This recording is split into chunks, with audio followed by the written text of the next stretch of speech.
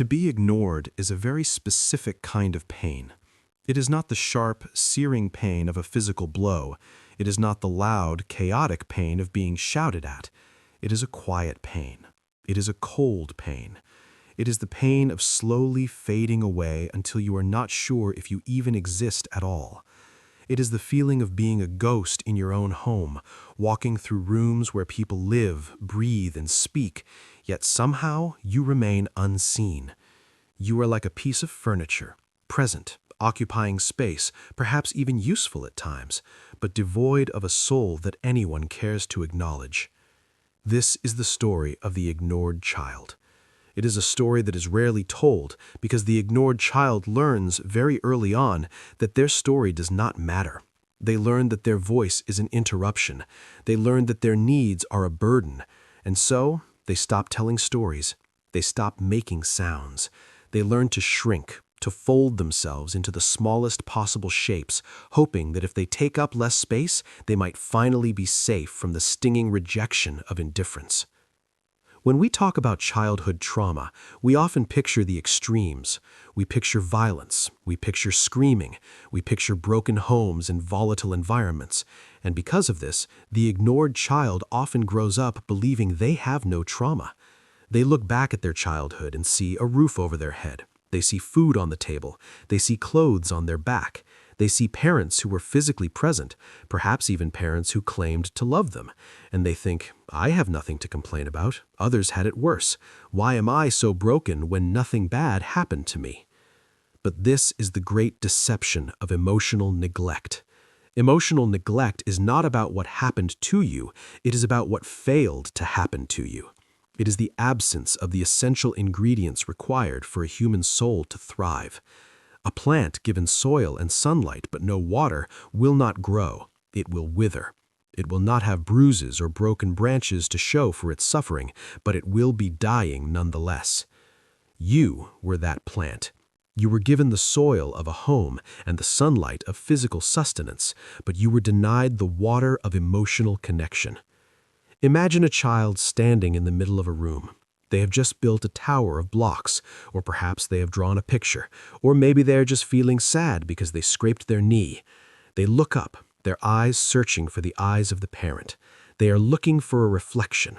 They are looking for someone to say, I see you. I see what you made. I see that you are hurting. This creates a mirror. When a parent looks at a child with attention and attunement, the child sees themselves reflected in the parent's eyes. They learn, I exist, I am real, my feelings have weight. Now imagine that same child looking up, but the parent is looking away. Maybe the parent is lost in their own depression. Maybe they are consumed by work. Maybe they are narcissistic and only see the child as an extension of themselves, not a separate being. Or maybe they are just cold, incapable of warmth due to their own unhealed wounds. The child looks for the reflection, but finds only a blank wall. They send out a signal, but receive no response. It is like shouting into a canyon and hearing no echo. When this happens once or twice, it is a disappointment. When it happens every single day for years, it becomes a catastrophe. The child does not think my parents are incapable of connection. The child thinks there is nothing to connect to. I am empty. I am unlovable. I am invisible. This belief settles deep into the marrow of your bones. It becomes your operating system. You begin to believe that your emotions are not real. If you cry and no one comforts you, you learn that tears are useless. If you are angry and no one asks why, you learn that anger is dangerous or irrelevant. If you are excited and no one shares your joy, you learn that joy is foolish. You begin to numb yourself. You begin to disconnect from your own internal world because it is too painful to feel things that no one else acknowledges. You become a stranger to yourself. This is the tragedy of the ignored child. They survive by abandoning themselves. They realize that to bring their true self into the familial relationship causes pain, the pain of rejection, the pain of silence. So they hide their true self away in a dark emotional basement, locking the door and swallowing the key. They present a false self to the world, a self that needs nothing, asks for nothing, and feels nothing. They become the good child, the easy child, the low-maintenance child. Everyone praises the low-maintenance child. Teachers love them because they are quiet. Relatives love them because they are polite. Even the parents love them in a way because they demand so little energy. But no one asks the cost. No one asks what that child had to kill inside themselves to become so convenient. No one sees that the quietness is not peace, it is a freeze response. It is a state of suspended animation. The child is waiting, waiting for permission to exist, waiting for a sign that it is safe to come out, but the sign never comes. And so, the child grows up. They physically mature. They may get good grades, get a job, and navigate the world, but inside there is a gaping void. There is a hollowness that no amount of success or money can fill. It is the hollowness of not knowing who you are. Because we learn who we are through the eyes of others. We learn our value through connection. Without that initial connection, we are left drifting in space, untethered, unsure if we are solid or if we are just a collection of vapors. You might feel this today as a deep, pervasive sense of loneliness, even when you are with people. You might feel it as a suspicion that if you were to disappear tomorrow, it would take days for anyone to notice. You might feel it as a profound difficulty in knowing what you want, what you like, or what you dream of. You have spent so long suppressing your wants to avoid the pain of having them ignored that you have forgotten how to want. This is the invisible trauma. It leaves no scars on the skin, but it hollows out the heart. It is the trauma of omission. It is the trauma of the empty chair, the turned back, the silence where a comforting word should have been. And it is the hardest trauma to heal, because before you can heal it, you have to convince yourself that it was real. You have to convince yourself that you were hurt, even though no one ever laid a hand on you. You have to fight against the voice in your head that says, you are making it up, you are just being dramatic. That voice is the echo of your childhood. It is the voice of the neglect itself. The human mind is a master of survival. When a child is placed in an environment where their emotional needs are not met, the mind does not simply give up, it adapts. It creates strategies to protect the fragile core of the child's being. For the ignored child, these strategies are ingenious, but they are also devastating. They are shields that eventually become cages. One of the primary mechanisms of survival is the development of extreme self-reliance. If you learn that no one is coming to save you, you decide to save yourself. If you learn that asking for help results in silence or dismissal, you decide never to ask for help again. You become the child who ties their own shoes before they are ready, the child who makes their own emotional lunch, the child who soothes their own nightmares. On the surface, this looks like independence. It looks like strength, but it is a brittle strength. It is a strength born of fear, not confidence. You do not do things yourself because you believe you can. You do things yourself because you are terrified of the alternative. You are terrified of the vulnerability of needing someone. To need is to admit that you are insufficient, and in your household, insufficiency was met with a void. So you cultivate an air of invulnerability. You become the person who says, "I'm fine," even when your world is collapsing. You reject offers of support because they feel suspicious, or because you feel you don't deserve them. Alongside this self-reliance comes a profound sense of toxic shame. Shame is different from guilt. Guilt says, "I did something bad." Shame says, "I am bad." The ignored child tries to make sense of their parents' indifference. A child's mind is egocentric. They believe they are the center of the world. Therefore, if their parents do not love them or see them, the child cannot comprehend that the parents are flawed or emotionally limited. That realization is too terrifying. It means the child is unsafe. So the child concludes, "It must be me. I must be boring. I must be unlovable. I must be defective." This belief that you are fundamentally flawed becomes the lens through which you view your entire life. You walk into a room and assume you are the least interesting person there. You enter a relationship and assume you are a burden. You constantly scan for evidence that proves your worthlessness.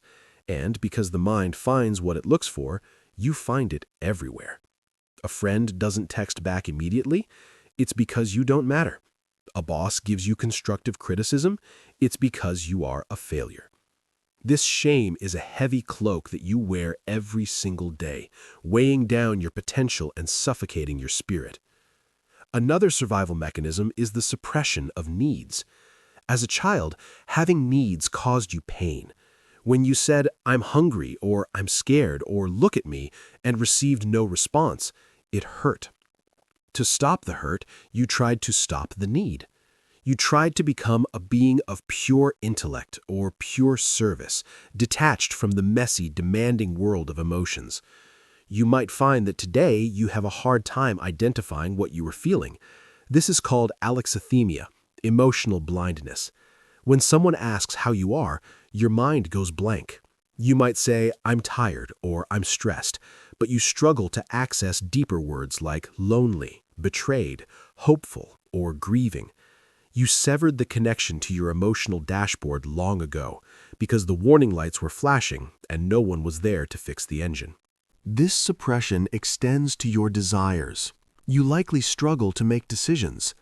What do you want for dinner? Feels like a trick question. Where do you want to go on vacation? Feels overwhelming. You are so used to deferring to others, to taking up zero space, that having a preference feels like an act of aggression. You have become a chameleon, blending into the background, molding yourself to fit the shapes of others so that you will not be rejected. But in doing so, you lose the shape of yourself. Then there is the fantasy bond. To survive the loneliness of an emotionally barren home, the ignored child often retreats into a world of fantasy. You might have spent hours in your room reading, playing video games, or creating elaborate worlds in your head. In these worlds, you were the hero. You were seen. You were important. This imagination saved your life. It gave you a place to exist when the real world offered you none. However, as an adult, this can manifest as maladaptive daydreaming or a tendency to live in the potential of a relationship rather than the reality. You might fall in love with who someone could be rather than who they are. You might stay in a job that makes you miserable because you are fantasizing about a day when you will finally be recognized, a day that never comes. You learned to live in your head because reality was too painful, and now reality feels pale and disappointing compared to the vivid life within your mind. The ignored child also develops a high sensitivity to the moods of others. Even though you were ignored, you were watching. You had to watch. You had to scan your parents' faces for the slightest flicker of connection or the shadow of rejection. You became an expert in micro-expressions. You can walk into a room and instantly tell if the energy is heavy. You can sense when someone is lying. You are hypervigilant. This hypervigilance is exhausting. You are constantly monitoring the emotional temperature of the room, adjusting your behavior to keep things stable. You feel responsible for everyone else's emotions. If someone is sad, you feel you must fix it. If someone is angry, you assume it is your fault. You have taken the job of emotional regulator for the world, a job that you were never trained for and one that you cannot possibly succeed at. This leaves you drained, anxious, and unable to relax, because to relax is to stop watching, and to stop watching feels dangerous. These survival mechanisms, self-reliance, toxic shame, suppression of needs, fantasy, and hypervigilance, kept you alive. They were necessary. They were the raft you built to keep from drowning in the ocean of neglect. But now you are on dry land. You are an adult. And you are still carrying the raft on your back. It is heavy. It is clumsy. It is keeping you from running, from dancing, from embracing the life that is waiting for you. You are reacting to a danger that is no longer present, protecting a child who is no longer helpless. As the ignored child enters adulthood, the haunting truly begins. The trauma of the past does not stay in the past. It replays itself in the present, projecting the old movies of your childhood onto the screen of your adult life. This is most painfully evident in your relationships. There is a cruel irony in psychology known as the repetition compulsion. We are drawn to what is familiar, even if what is familiar is painful. The ignored child does not typically seek out a partner who is warm, attentive, and validating. That kind of love feels foreign. It feels suspicious. It feels like a language you do not speak. Instead, you find yourself magnetically pulled toward partners who replicate the emotional climate of your childhood. You attract the narcissist who loves the sound of their own voice but never asks about your day. You attract the workaholic who is always too busy. You attract the emotionally unavailable person who keeps you at arm's length. Why do you do this? Your subconscious mind is trying to solve the puzzle of your childhood. It thinks, if I can get this cold person to love me, then I am finally worthy. If I can get this distant person to see me, then I am finally real. You are trying to win the game you lost as a child, but it is a rigged game. You cannot squeeze water from a stone, and you cannot force someone to see you if they are determined to be blind. In these relationships, you fall into your old role. You become the listener, the supporter, the shadow. You give and give, hoping that your generosity will be returned, but it rarely is. You feel a familiar ache in your chest, the ache of being alone while sitting right next to someone. You feel unseen, unheard, and unimportant, and yet you stay. You stay because this loneliness is comfortable. It is what you know. It confirms your deepest belief that you are destined to be in the background. This dynamic extends beyond romance. In friendships, you might be the one who always initiates plans. You might be the therapist friend who listens to everyone's problems for hours, but when you try to share your own, the subject quickly changes. You surround yourself with people who take up all the space, leaving none for you, because you don't believe you deserve any space. You apologize for existing. You say sorry when someone bumps into you. You are constantly trying to minimize your footprint on the earth. In your professional life, this trauma manifests as the imposter syndrome. No matter how talented or hardworking you are, you feel like a fraud. You have difficulty negotiating for a raise because you don't believe your contributions are valuable. You might be the employee who does all the work but gets none of the credit, quietly resentful but too afraid to speak up. You hide your brilliance because you were taught that shining attracts indifference or disdain. You prefer to be the power behind the throne, never the king or queen, because the throne feels too exposed. Then there is the feeling of the void. It is a profound sense of emptiness that can hit you in the quiet moments. It is a feeling of meaninglessness. Why am I here? What is the point? This is not necessarily a spiritual crisis, though it feels like one. It is a psychological crisis. It is the result of not being filled up with love and validation as a child. You feel empty because you were not fed. To escape this void, you might turn to distractions. You might overwork, overeat, or lose yourself in social media. You might develop addictions, not necessarily to substances, but to anything that numbs the pain of the empty space. You might become obsessed with self-improvement, constantly trying to fix yourself, believing that if you were just smarter, fitter, or more spiritual, the emptiness would go away. But you cannot improve a false self. You cannot polish a mask and expect it to become a face. The anger you suppressed as a child also begins to leak out. Since you were never allowed to be angry at your parents, that rage had nowhere to go. It sits inside you like a dormant volcano. Sometimes it erupts in unexpected ways: irritability over small things, road rage, or sudden bouts of crying. Or, more often, it turns inward. It becomes depression. Depression in this context is anger turned against the self. It is the internalization of the neglect. You neglect yourself just as your parents neglected you. You don't sleep enough. You don't eat well. You talk to yourself with harshness and cruelty. You become your own indifferent parent. You might also struggle with a sense of fatalism, a belief that things will never change, that you are fundamentally broken, that happiness is for other people. This is the learned helplessness of the ignored child. When you cried as a baby and no one came, you learned that your actions had no effect on the world. As an adult, this translates to a lack of agency. You feel like life is happening to you rather than you creating your life. You wait for things to improve, wait to be discovered. wait to be saved. But the waiting is passive. It is the waiting of the child in the crib. This haunting is painful, but it is also a signal. The pain is not there to punish you, it is there to wake you up. The depression, the anxiety, the bad relationships, they're all alarm bells ringing in the house of your soul. They are saying something is missing, something is wrong. You cannot go on living like this. Your adult self is finally feeling the pain that your child self was too small to bear. And this capacity to feel the pain, as overwhelming as it seems, is actually the first step towards healing. It means the numbness is wearing off. It means you are coming back to life. Healing from the trauma of being ignored is not about fixing what is broken. It is about discovering what was hidden. It is a process of retrieval. You must go back into the burning house of your past and rescue the child you left behind. This journey is not easy, but it is the most important journey you will ever take.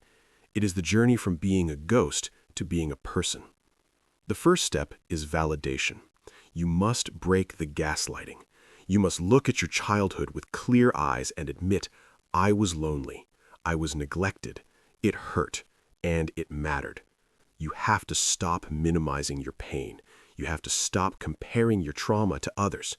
Pain is not a competition. If you drowned in 3 feet of water, you are just as dead as someone who drowned in 20 feet. The depth doesn't matter. The impact does. You must validate your own reality because no one else is going to do it for you. Your parents likely will never admit to what they did or didn't do. You cannot wait for their apology to heal. You must validate yourself. Once you accept the reality of the neglect, you must allow yourself to grieve. You have to mourn. Mourn the childhood you didn't have. Mourn the parents you deserved but didn't get. Mourn the younger version of you who spent so many nights waiting for a connection that never came. This grief will come in waves. It will bring anger, sadness, and despair. Let it flow. Do not suppress it. Every tear you cry is a block of ice melting around your heart. The grief is the price of admission to your new life. As you grieve, you must begin the work of reparenting. You are now the adult. You are the one in charge. You must become the parent to yourself that you never had. This means treating yourself with the kindness, attention, and compassion you craved. When you make a mistake, instead of berating yourself, say, "It's okay. You are learning." When you are tired, let yourself rest. When you achieve something, celebrate it. Reparenting also means listening to your needs. Start small. Ask yourself multiple times a day, what do I need right now? Maybe it's a glass of water. Maybe it's to stretch. Maybe it's to leave a loud room. Whatever the answer is, honor it. By honoring your small needs, you build trust with yourself. You teach your inner child that their voice matters, that when they speak, you will listen, and you will act. You are rebuilding the bridge between your mind and your body, between your intellect and your emotions. You must also learn to take up space. This is terrifying for the ignored child, but it is essential. Practice speaking up. Practice expressing an opinion, even about something trivial like a movie or a meal. Practice saying no. Every time you set a boundary, you are defining the edges of your soul. You are saying, I end here, and you begin there. You are becoming solid. You will fear rejection when you do this. You will fear that people will leave you if you stop being convenient. And the truth is, some of them might. The people who only loved you for your silence will not like your voice. Let them go. Their absence creates space for people who love you for who you are, not for what you do for them. You have to challenge the belief that you are flawed. You were not ignored because you were boring or unlovable. You were ignored because your parents were limited. Their inability to see you was a reflection of their blindness, not your invisibility. You were a child, full of wonder and potential. That potential is still there. It has been dormant, but it is not dead. You are not a mistake. You are a human being with a right to be here, a right to breathe, a right to be heard. As you heal, you will find the void begins to fill. It fills with your own presence. You begin to enjoy your own company, not as a retreat from the world, but as a celebration of self. You find hobbies that bring you joy, not because they are productive, but because they are fun. You start to see colors more brightly. The numbness recedes, and you feel the full spectrum of human emotion. The sorrow, yes, but also the exquisite joy, the passion, the peace. You begin to build relationships based on mutuality, not servitude. You look for partners who can look you in the eye and see you. You allow yourself to be vulnerable, to ask for help, to lean on others. And you discover that true strength is not in standing alone, but in having the courage to let others in. This is your redemption. You are breaking the cycle. You are ensuring that if you have children or if you influence others, you will not pass on the legacy of silence. You will be the one who sees. You will be the one who listens. But first, you must see and listen to yourself. You are not invisible. You never were. You are just hidden in the shadows of others. Step out now. The light is yours. The stage is yours. The life is yours. You have survived the silence. Now it is time to make your sound. It is time to be real. It is time to come home to yourself.